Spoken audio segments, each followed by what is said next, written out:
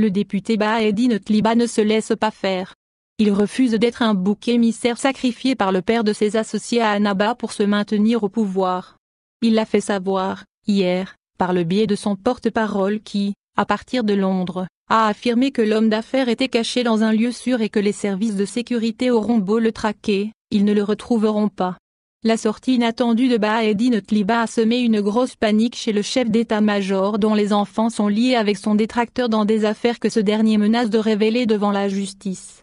J'accepte de répondre à la convocation du juge le 3 octobre prochain, à condition que le tribunal d'Annaba accepte de traiter ma plainte contre les enfants de Gaïd Salah, a confié Tliba à travers son porte-parole.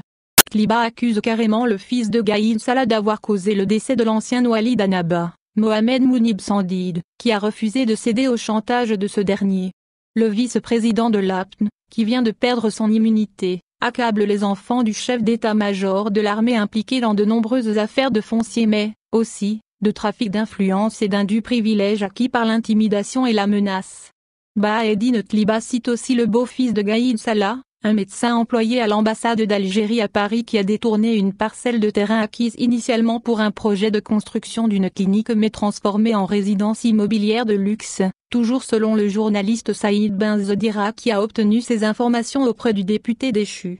Selon des sources concordantes, Baheddine Tliba serait toujours en Algérie et aurait émis le vœu de révéler les affaires de Gaïd Salah dans une ville dont les citoyens expriment chaque vendredi leur exigence de voir le dossier de l'ancien wali rouvert. Les manifestants scandent des slogans qui accusent ouvertement le fils de Gaïd Salah sans que la justice, aux ordres du chef d'état-major, réagisse pour faire la lumière sur cette affaire qui finira bien par être révélée au grand jour. D'autres témoins gênants, dont notamment un ancien wali à Annaba, ont été emprisonnés de façon arbitraire pour éviter que la vérité éclate et que Gaïd Salah tombe au moment où le système corrompu a le plus besoin de lui pour se régénérer.